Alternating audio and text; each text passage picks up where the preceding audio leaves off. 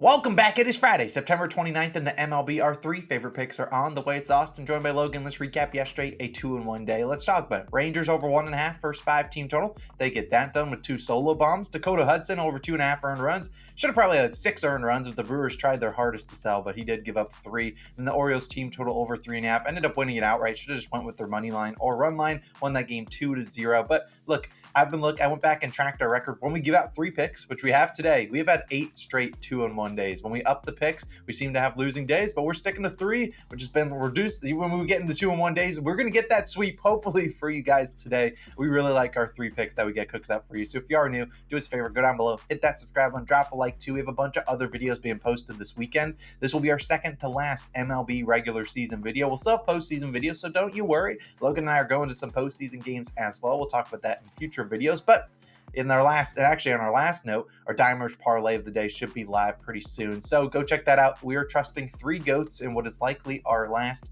hit parlay of the season. But go check it out. Top link in description will be posted. We aren't trusting anyone until about 6 or 7 p.m. So you got plenty of time to lock that in. But Logan, you got 2 picks today. I'm going to lead it off with the team that is in desperate need of a win. Which team's that going to be? Yeah, we're going to the Reds and Cardinals game, and I'm taking the Reds on the money line. Minus 108 odds on FanDuel, currently your best value. Now, they are in a pick'em. Let's start with the obvious. You said they need a win, Austin. This is a must-win game and a must-win series for the Reds. Every single game going on, for the rest of this short end to the regular season will be a must-win game for the Reds because they do need a little bit of help, too. They need some of the teams in front of them to lose. And now watching the Cardinals yesterday, they seemingly packed it in. I mean, it was gross. The lineup they threw out there was disgusting, offensive to the eyes.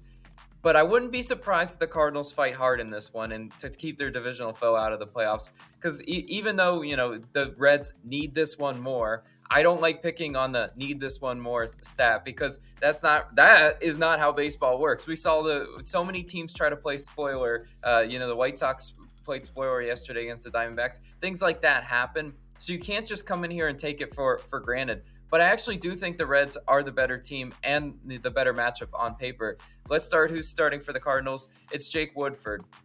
5.2 ERA and a 1.73 whip at home. Those are pretty bad numbers, honestly. Jake Woodford, not a guy that I'm really all that scared of going out and cooking today.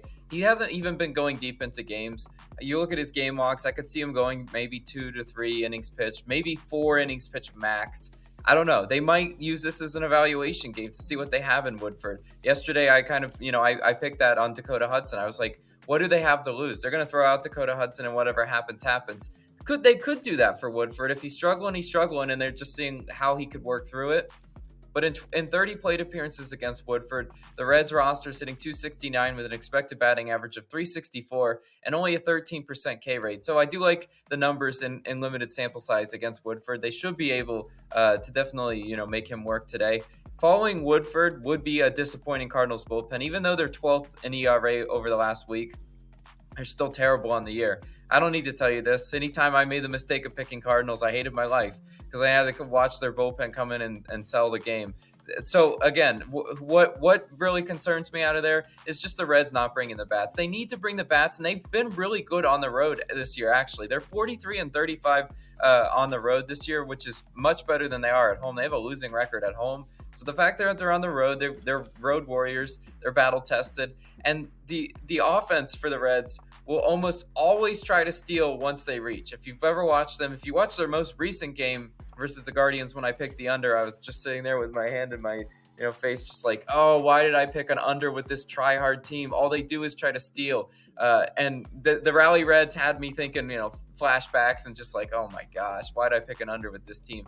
Luckily, they did stay under that game, but they did make it close. They were getting cooked by Shane Bieber in that game, but they still battled back like they always do. The Reds' bats have actually been sort of in a slump recently, only hitting .231 on the road this month. But I'm expecting some positive regression here in this spot. They're on the season, they're hitting .249, so some slight positive regression will kick in for the Reds offense. I'm confident in that. And the way they're aggressive on the base path is a team I want to back. Now, who's starting for the Reds? It's Brandon Williamson, 4.85 ERA and a 1.42 whip on the road. Those numbers aren't that great for Brandon Williamson. He faced the Cardinals back in May, went 4 2/3 innings pitched, allowed 3 earned runs. I can live honestly with a 2 or 3 run outing. I just can't. He can't go out and give up 4 to 5 earned runs. And I don't think the Reds are actually going to let him do that. We saw recently with Andrew Abbott, he just didn't have it, and they pulled him. They recognized he didn't have it, and they actually almost won that game because they pulled him early enough. I think that's what could happen if Williamson is struggling in this one. Cardinals have scored 2 runs or fewer in 6 of their last 8 games. So even with the line looking like it does, how do you pick Cardinals? I mean, how do you pick them with any sort of confidence? That's just a dart throw, in my opinion. Their offense isn't what they used to be earlier in the season. They had their ups and downs, but I mean, 2 runs or fewer in 6 of their last 8. Like, what do you want? In September, St. Louis is only hitting 223. So again, that's like their ceiling, what they could be. And again, they really, to the eyeball test, looks like they're just throwing out some random guys, seeing what they have. And the Reds 25th in bullpen ERA over the last week. I even though that statistically isn't bad, I liked what I saw when they rescued Andrew Abbott in their last start, because they didn't allow any more runs after Abbott left the game. So that was pretty solid to see. I'm trusting the Rally Reds to stay in the playoff picture in this one. I'm trusting that they do get this win, and they do need some help, but I definitely think this is a game they need and they should have. So I'm going to go ahead and take them as my first pick. But Austin, you got a familiar pick for your pick today. Where are you going? Yeah, another thing I like about the Reds, they didn't play yesterday, so everyone in their bullpen should have had a day off and ready to go, so they should be locked in, and hopefully they can get that first game, because like you said, they do need some help, but they need that win desperately to at least give them a chance at making the playoffs. But you said it's a familiar pick, because I'm going to run it back from yesterday. I'm taking the Rangers, first 5 team total over 1.5 at -115 on DraftKings. My favorite pivot would just be taking the Rangers Mariners over 3.5 in the first 5.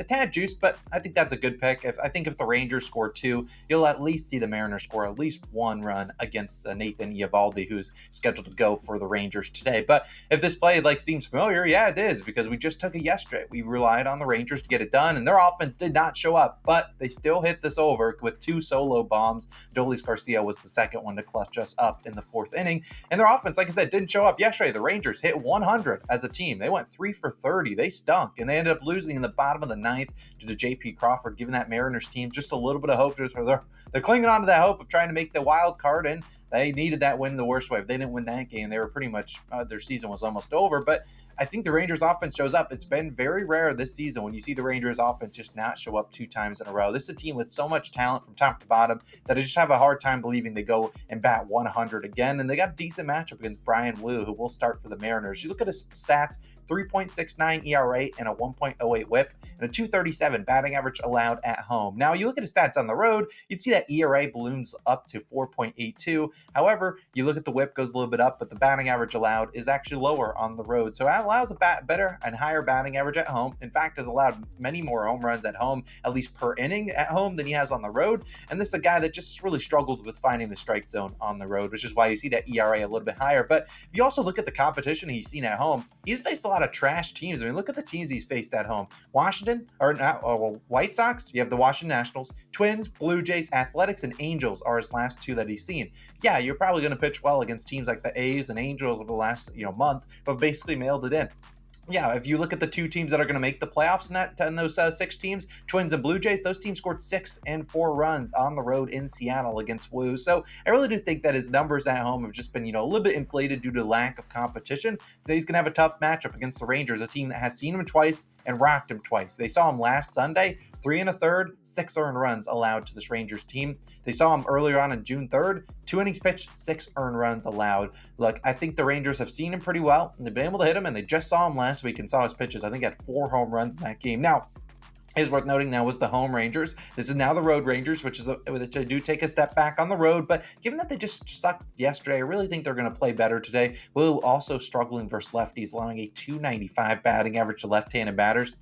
And you look at this team and the Rangers, they got a lot of talented lefties. They got Seager, they got Lowe, they got a couple switcher hitters in there, Heim and Tavares. They got Evan Carter at the bottom of the lineup, who's been hitting pretty well for him. So Look, those guys, lefties, should have a good matchup against Woo. And then the righties like Marcus Semien, Adolis Garcia, they've seen Woo pretty well. So I just think this is a bad matchup for Woo. I think he gives up at least 2 runs in the first 5. You also look at his other props, his outs props sitting at 14.5. It is juiced on the over about minus 190, but his earned runs props sitting at 2.5, about plus 110 on the over. So they do think he goes 5 innings pitched, not much longer than that. And they think he gives up 2 earned runs, maybe with the chance for 3 if you're looking for plus money. So look, unlike an earned runs prop, we can afford errors. If someone on the Mariners wants to come out there and throw one into the stands, we can afford that because we aren't counting on earned runs here. We're just counting on regular runs. Any errors or fluke stuff can help us out. I really think the Rangers bring the bats a little bit more today, and I think we get at least 2 runs like they did yesterday. Hopefully it's a little bit less sweaty. We don't need 2 solo bombs to get it done, but like I said, the Rangers are capable of doing that. They got the power from 1 through 9 to get us those 2 solo bombs if that's what we need to get it done.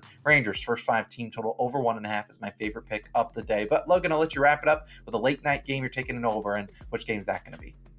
Yeah, I'm going to a game again that means something. I like picking games that mean something this time of year. We're going to the Astros and Diamondbacks game, and I'm taking the over 8.5 runs.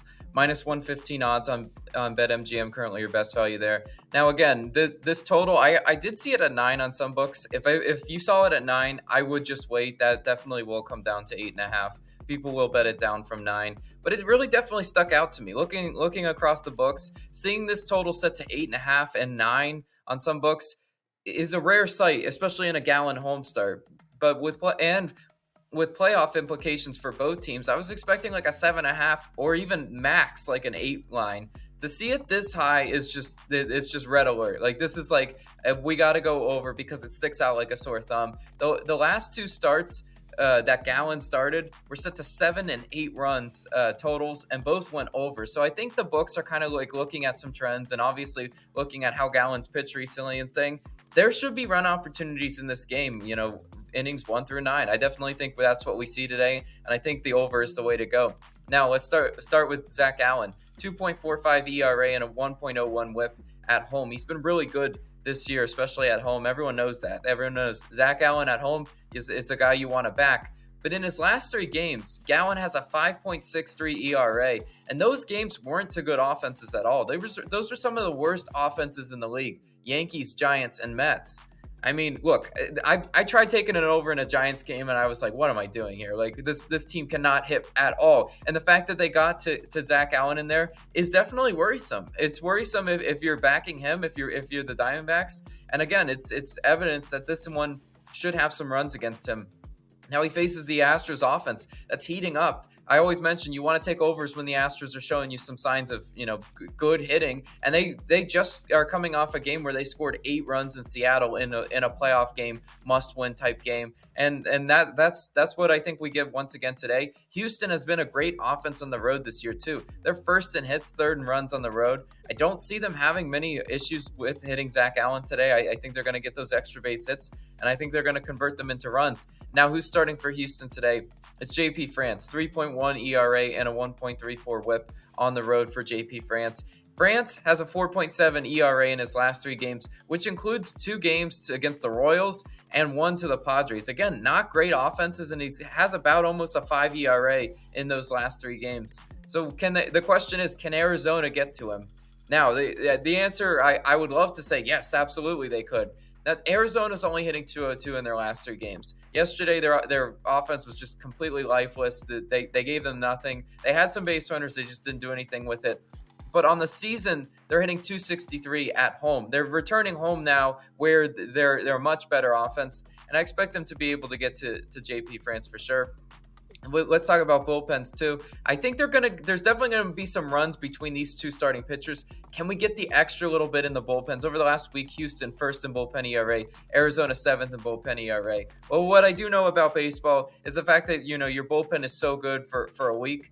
The next, few games, they could struggle a little bit. That's just kind of how it works. It's up and down. And I think that both these bullpens are actually kind of probably sitting on a bad outcome here. 4 runs from each team, and this total goes over. I told you guys, you get like 2 to 3 runs on the starting pitcher, 1 or 2 runs in the bullpen. That goes over. So I definitely am gonna lock in the over in this one. I think it's the way to go. Both these teams need this win, but I think we're gonna see some offensive fireworks late in this one.